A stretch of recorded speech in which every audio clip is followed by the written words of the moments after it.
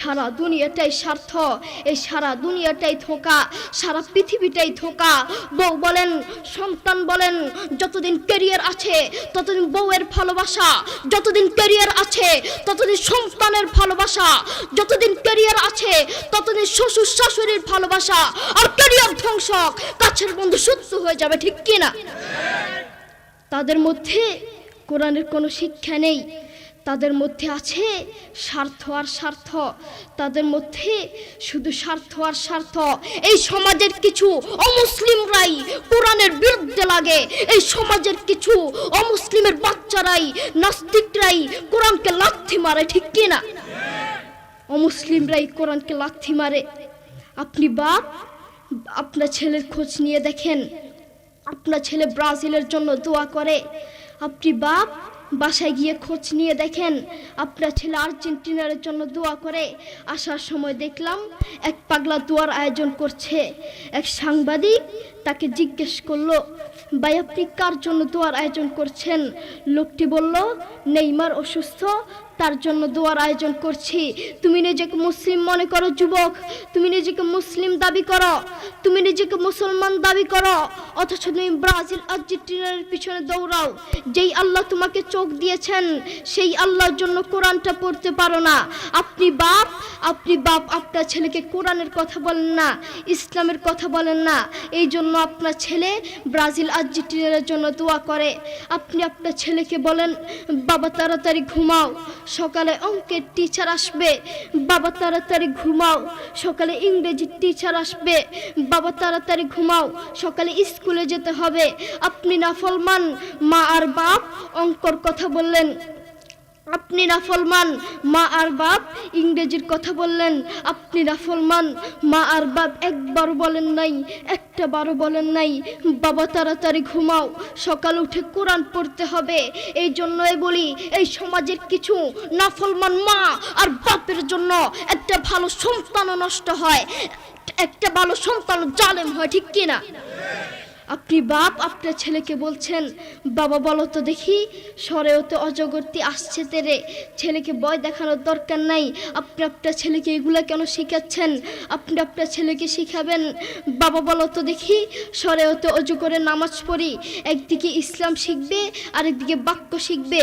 আপনি আপনার ছেলেকে কিছু কবিতা শিখাচ্ছেন, বাবা বলো তো দেখি ওই দেখা যায় তাল গাছ, ওই আমাদের গা, ওইখানেতে বাস করে কানা বগিচা, ও বগিতি খাস কি, পান্তা ভাত চাষ কি, পান্তা আমি পাই না, পুঁটি মাছ পান্তা আমি খাই না, পুঁটি মাছ পাই না, একটা যদি পাই ধরে গাবুস কুবুস খাই, গাবুস কুবুস খাওয়া লাগবে না।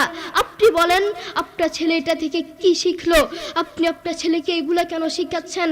আপনি আপনার ছেলেকে বলবেন, বাবা বলো তো দেখি ওই দেখা যায় কবর, ওই আমাদের ঘর, ওইখানেতে থাকতে হবে অনেকটা বছর, ও কবর তুই চাস কি, নেককার লোক পাস কি, নেককার লোক পাই না, একটা যদি পাই ধরে জান্নাতে ঢুকে, ঠিক কিনা?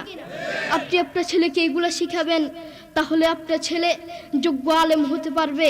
আপনি আপনার ছেলেকে একদিকে অঙ্ক শিখাচ্ছেন, আরেকদিকে সুদ শিখাচ্ছেন। আপনি আপনার ছেলেকে বলছেন, বাবা বলো তো দেখি 100 টাকায় যদি 2.5 টাকা সুদ আসে, 10 লক্ষ টাকায় কত টাকা সুদ আসবে? মুসলমানের বাচ্চা সুদের অঙ্ক কেন শিখবে? আপনি আপনার ছেলেকে সুদের অঙ্ক কেন শিখাচ্ছেন? আপনি আপনার ছেলেকে শিখাবেন, বাবা বলো তো দেখি 100 টাকায় যদি 2.5 টাকা সুদ আসে, 10 লক্ষ টাকায় 100 টাকায় যদি 2.5 টাকা জাকাত আসে, 10 লক্ষ টাকায় কত টাকা জাকাত আসবে? আপনি আপনার ছেলেকে এগুলো শিখাবেন। একদিকে ইসলাম শিখবে, আরেকদিকে জাকাত শিখবে। মুসলমানের বাচ্চা সুদের অঙ্ক কেন শিখবে? মুসলমানের বাচ্চা অঙ্ক শিখবে তো ইসলামিক পদ্ধতিতে শিখবে। কোরআনের কথা বলতে যদি নিজের জীবন দিতে হয়, জীবন দিতে রাজি। ইসলামের কথা বলতে যদি নিজের জীবন দিতে হয়, জীবন দিতে রাজি। হকের কথা বলতে যদি জীবন দিতে হয়, জীবন দিতে রাজি, কিন্তু ঈমান হারাতে রাজি নাই, ঠিক কিনা? আমাদের ভিতরে ঈমান থাকা দরকার। আমাদের ভিতরে যদি ঈমান থাকে আমরা কবরে শান্তিতে থাকতে পারবো। আল্লাহ রাসূল সাল্লাল্লাহু আলাইহি ওয়াসাল্লাম এবং তার সাহাবীরা নিজের জীবন দিতে রাজি থাকতো, কলিজা নিতে রাজি থাকতো, কিন্তু ঈমান হারাতে রাজি থাকতো না, ঠিক কি না? আপনারা ঘুমাচ্ছেন নাকি? আসেন তাকবীর দি। লিল্লাহি তাকবীর, লিল্লাহি তাকবীর, আল্লাহু আকবার,